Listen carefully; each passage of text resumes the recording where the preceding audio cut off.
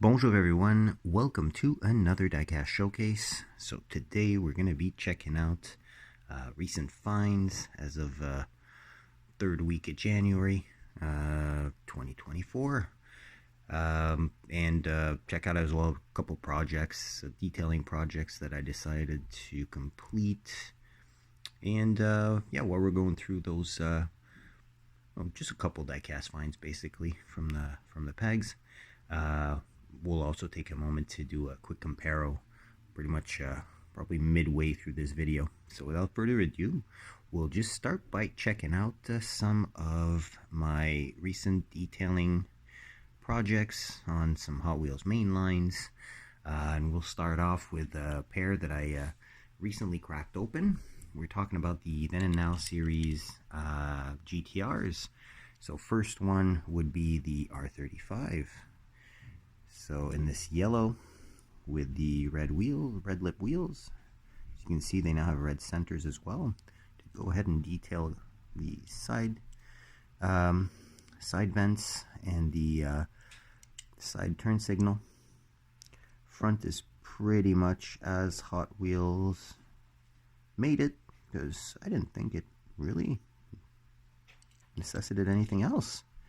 So same details on the side there, and just added the exhaust details for the rear there. So nothing crazy, because I mean this casting on the get-go is super well detailed. One of the best I find in the Hot Wheels main line. And yeah, so there's the first Skyline right there. Second Skyline, that was the then, that was the now, this is the then.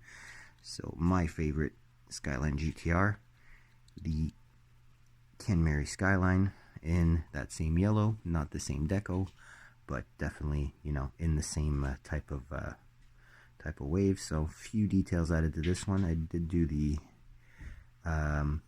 vents on the hood, fuel cap in silver.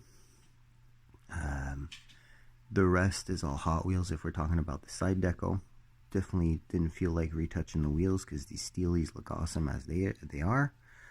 Did do the full front detail with the grille, the lights, and the bumper lights as well, just to add a degree of realism. Now this does come tampoed from Hot Wheels directly, but the lights are kind of not super well done originally. I wouldn't want to say not well done, but not as detailed as they should be. So I kind of decided to just go ahead and give them the full out treatment. I did add those little bumper lights as well, and of course the twin exit exhaust right there. And I did add also a little bit of silver for that little trim piece in the center of that rear fascia. So I find these don't need much to be pretty awesome. And there you go. Obviously, funny detail about these two side by side. The Ken Mary's totally out of scale. The R35 GTR is surprisingly close to 1/64th scale, but yeah, we're way off if we're talking about the Ken Mary. It's much bigger. I'm gonna guesstimate it's probably more in the high 150th scale, maybe 160th. It's definitely not 1/64th. 1/64th is way smaller if we're talking about the real car. Another one that I decided to detail out, staying in the old school Nissans, but changing to the Fairlady Z. This is this Gretty thrift store find.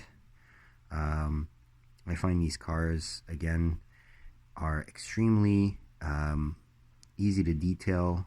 They have all the proper casting and molding details, and it's just filling them in basically. So first little thing that I did is this is the door handles in silver, and that's literally the only thing I did on the side, on either side actually.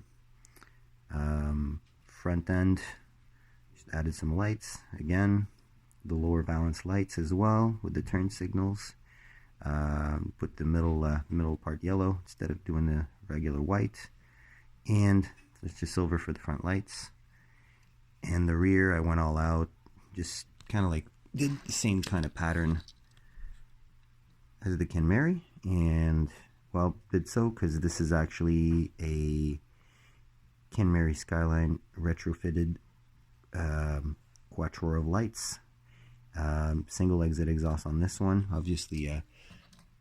Whereas the Kenmeri is pretty much a stock body car, this is obviously wide bodied, and not to be confused with the body kit that you would get on the Fugu Z, which I do have an example here. Completely different. First funny little mention, this one has wing mirrors, this one does not, whereas this one is a 240Z and this one is actually a Fairlady Z. As you can see, left-hand drive versus right-hand drive, not the same body kit at all. It kind of had the same details, but Fugu Z just doesn't have the same body kit. So yeah, this has more of a Geno's look, whereas this is a non-Geno's look. Both wide bodies again, and this is the biggest difference to me. These are the OG regular issued S30 lights, whereas obviously, yep, that's modified. So same exhaust though, and, yeah, both did just the muffler. So yeah, two Z's right there for comparison's sake. Non-JDM versus JDM. There you go. And last little project that I decided to go ahead and do is one of those ultra hots that I picked up at bargain basement prices at my dollar store, and I really wanted to get this one done. So it's the VW Squareback. Pretty much exactly as I mentioned in the video is what I did. So the front, absolutely nothing altered. This is as Hot Wheels made it, except for, of course, for the complete absence of tampos, so bare metal across the board. I did have to redo the sides though, unfortunately, because upon tampo removal, well, it kind of removed everything. So I had to redo the corners here of the turn signals, redid the black strip there that goes through the length of the car, redid the turn signal. I did manage to save the door handles, which is, you know, okay. And I did decide to add the black portion here on the lower part on both sides, as the rocker panel itself should be all black, but I just wanted to keep as much bare metal look as possible. And the rear, I did add some details to the lower bumper and went ahead and added a touch of black to the well, I guess the housing for the license plate lights, as well as probably the hatch handle, I'm assuming. Or is it a rear bonnet? I don't know. Yeah, I did think these windows were red, but they are actually like a fuchsia pink. It's kind of fitting with the model, honestly, so I ain't mad at that. And yeah, gotta love that bare metal unfinished look. I find it came out pretty sweet. Alright, now we're going to be checking out some cars that I'm going to be keeping on card. So we'll go through them pretty quickly. So I did manage to pick up a couple other premiums at $4 Canadian each at the dollar store. This would be from one of the Hot Wheels premium sets, and I think this is kind of like a pop culture series, if I'm not mistaken. I always get confused between this and Retro Entertainment, although I should not. These are brands, and the other ones are, you know, obviously movies, and these are automotive brands, obviously. So the whole set, except for Mr. Castrol right here, was all present. Did have to pick up the Motul Datsun 620. I do believe this is only the second release in premium with the metal on metal and real riders. First one being out of the what was it, the Shop Truck series, I think. Had the aero discs, kind of like a very light teal blue. So this has the Motul livery, which to me brings me right back to the JGTC R34 GTR Skylines, the raced in the GT500 class. Definitely a nice overall livery, well done. Front is, you know, nice little details. Nice window banner for the windscreen, and the rear seems kind of weird because I'm not seeing any tail lights, and I'm assuming that that is normal.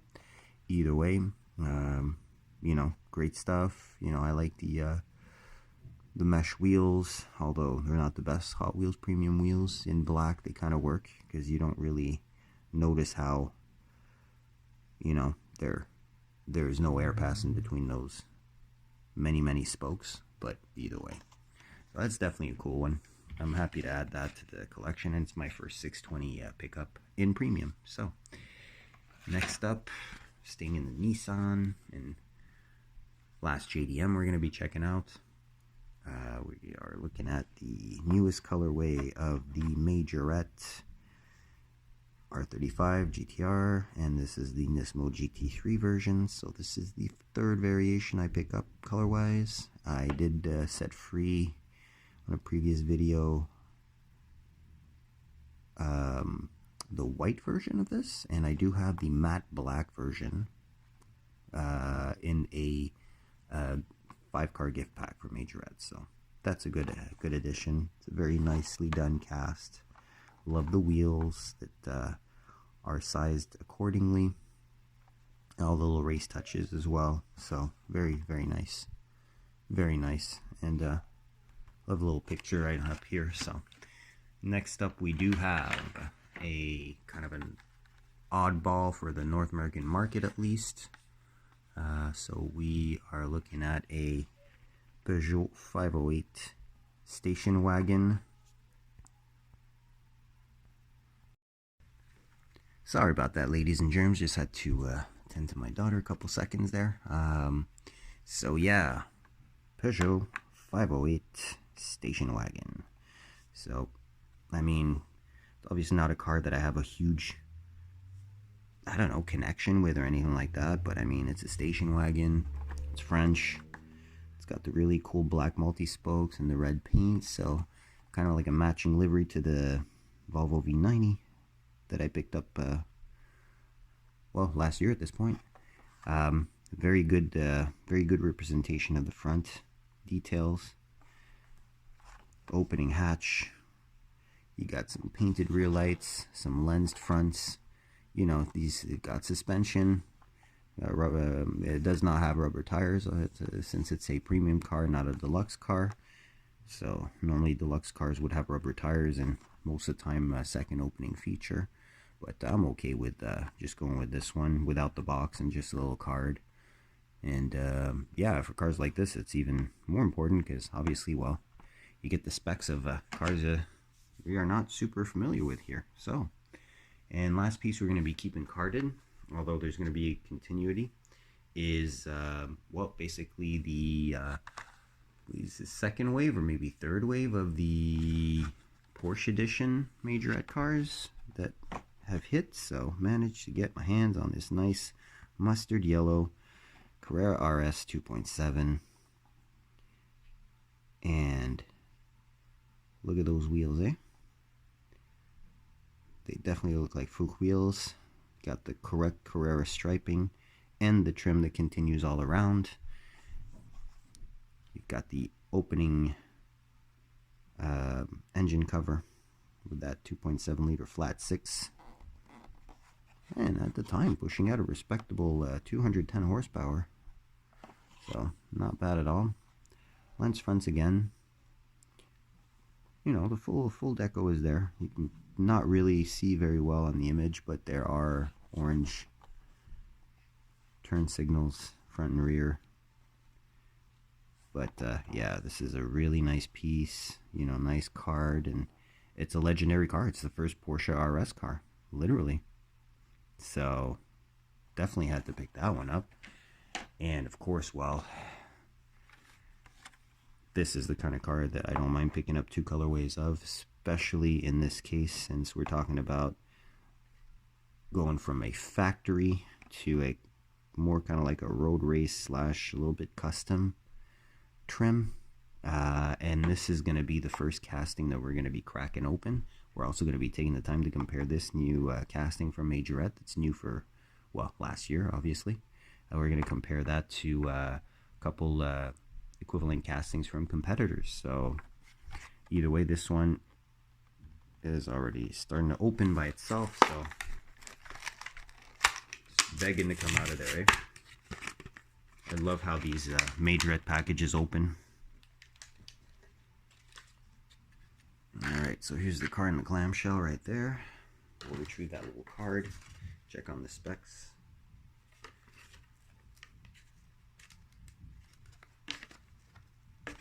Man, these things are hard to remove from package. These little cards. Alright. Alright, so card art. And good looking card art. I like the German-esque theme on there. And here are your specs. As mentioned, flat 6, 2.7 liters, 210 horsepower, 240 kilometer per hour top speed. Not bad, not bad. It's like pretty much right, just shy of 150 miles per hour. 6.3 seconds, 0 to 100 kilometer an hour. So it probably would translate to 6-second flat, 0 to 60, 1,075 kilograms. Which, let's see, if my conversion does not, it's about 2,300 pounds, give or take. And, well, unfortunately, 255 Newton meters of torque. I am not too savvy with converting Newton meters to foot-pounds, so I'll, yeah, I don't know how much that would be, but it's, if I'm not mistaken, if I remember the specs correctly, it's about 190 foot-pounds of torque. So there you go. Well, number one car being opened, and we'll get this little clamshell assembly off.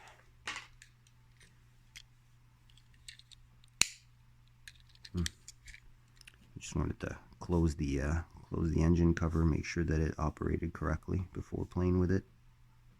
So this has a hard time focusing because it's a black car and it's gloss. Here, how about that? There we go.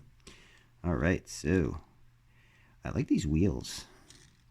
They really kind of look like I don't know, as if they took base wheels and, you know, put it on a top spec car. You do see the turn signals much better. Just a shame they didn't complete front bumper with those a little bit of silver for the little fog lights that should be there. Lens lights. Oh, sorry about that. This is a closed window model. Got an orange interior, kind of flashy, but matches this really cool front livery. The 911 with the tricolor stripes. Nicely done window trim in chrome. And yeah, wow, this engine cover is definitely tight. And there you go. There's your flat 6, or mocking of a flat 6. I mean, yeah, it's not super well detailed if we're talking about the cast, but it is colorized in silver, which is great. There you go. You do have the Porsche badging, 2.7. No Carrera on this one, and of course, yeah, it does have a little bit of suspension, more so in the front than in the back, but you know, still, I mean, first car to be set on this table that actually has suspension, so we won't complain there, right? Put this one right here. Last of this Porsche Wave that I picked up, and second representative of this cast in a different color wave that I acquire. We have the Moby Dick. No, this is not the Moby Dick, sorry. Moby Dick would be 935. No, this is 917, so Le Mans winning car. And these so far have come out in a couple liveries. this and the one that I have in red in a multi-pack, both are real liveries, so that I find is a cool touch. Wheels are pretty cool, kind of like Halbrand looking wheels with the knockoff tri-spoke center. I mean, they're not correct per se, but they definitely look period enough. Very good deco. You know, it's going to be looking even better when we get it out of the package. There you go.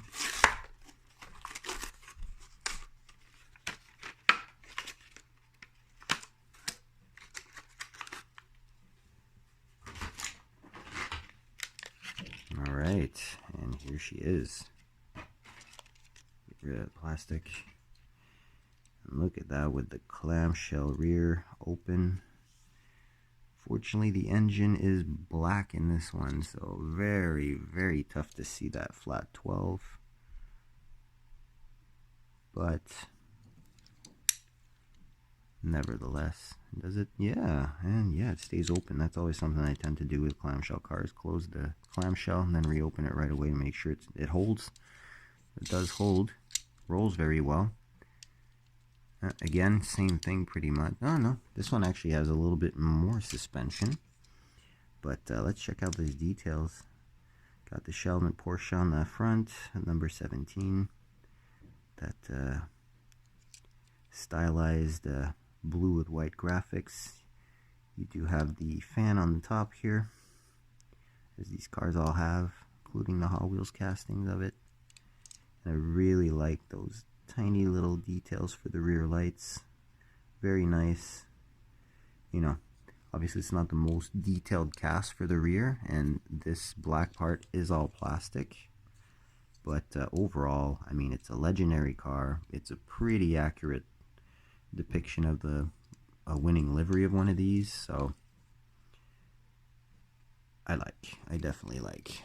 And another representative of that Porsche collection. I was watching a video from Walter from Hotline to Diecast. He was saying this year's Porsche year, and he is definitely right about that. So definitely it is Porsche's year, and I mean, it's not surprising because it was their 75th for 2023, so there's a lot of recolors coming. Hopefully a couple new casts too. Porsches, gotta love Porsches. Going back to Hot Wheels, did pick this guy up also from the same wave as that Nissan 620. Didn't really care for the other two, honestly. But this one, I wasn't, you know, absolutely looking to pick it up, but I did want to get one of these in premium so I could set it free. I do have the Boulevard one that's kind of like like silverish gray with some dark burgundy, kind of like the same color as the GT67 GTO from the Legends gift pack from a couple of years back. This one is in the Lucas Oil livery. Oh yeah, by the way, if ever you guys are curious to see, I forgot to show you that Porsche Wave, what's in there. So here are the cars in this wave. So we've seen 3 out of the 6. We've got the 911 GT3 Cup, the 992 in mint green, which I might go back and pick up if it's still on the pegs when I pass by. Porsche Cayman in the Brumos Porsche livery. Not crazy about. I mean, I have enough Panameras as it is. It's not my favorite Porsche. So, and then you have finally the Carrera S, nice green. But again, you know, and I'm not the first that's going to mention this. I don't know why they do the opening frunk on these. There's absolutely nothing to see under the frunk. You know, that's why I'm so happy that with the 2.7 RS, they decided to do the opening engine lid instead. So, yeah, sorry. So, back to cracking open diecast. Yeah, so here's your 62 Chevy pickup with the surfboard in the Lucas Oil livery. So, let's get her cracked open.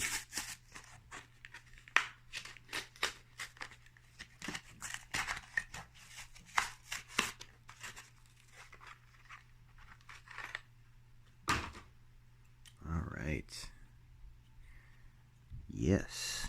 Now, I do very much enjoy this casting because it's, again, one of those casts that Hot Wheels just got the stance exactly on point.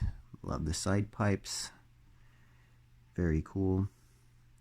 Got some non-staggered, at least, well, yeah, non-staggered steelies in red with the white wall tires.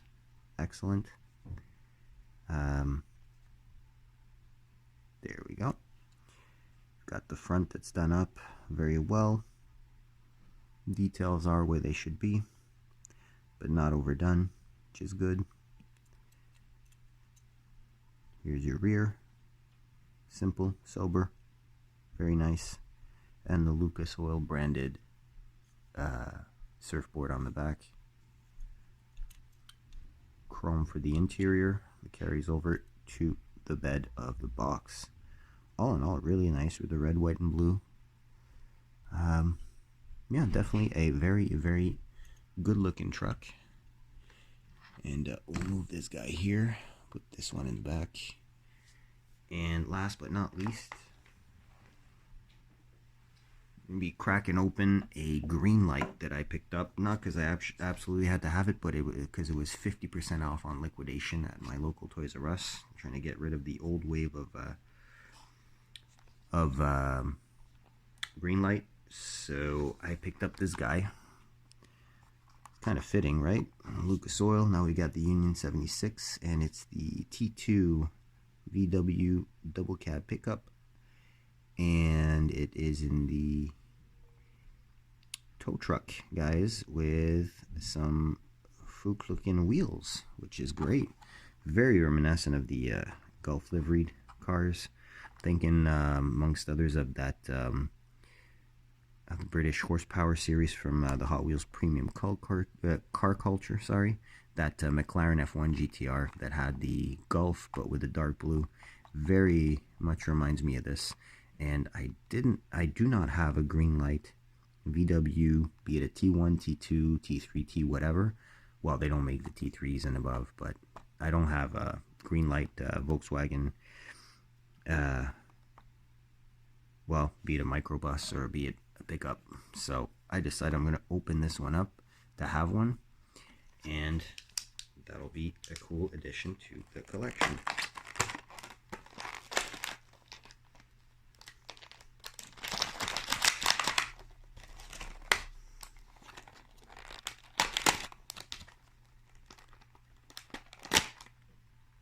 And there we go. And here it is in its little clamshell. And we will take it out to take a closer look. I don't know how fragile this thing is yet. So let's see. All right, pretty sturdy construction if we're talking about the body itself. All metal. Got some lensed fronts. Bumpers are plastic. Unfortunately, well, at least the rear one. This one's, oh no, they're plastic. Both of them are plastic. Yeah, so the window surround's done. Got two mirrors. Got this little, yeah. I'm gonna try and put a car on this, see if it actually holds. But yeah, all in all, this is plastic, and you can see it has some flex. So it's not gonna be for play. It's really gonna be for display. Can we get this hooked up, you think? Maybe not. I was really hoping that we'd be able to hook one of these cars onto here. Yeah, maybe not the V-dub. Let's try another one. I can get the truck on here. Oh no, that's going to be way too thick. Yeah, this lip will probably be better for this. Let's try and see if it hooks on. Yeah, there you go.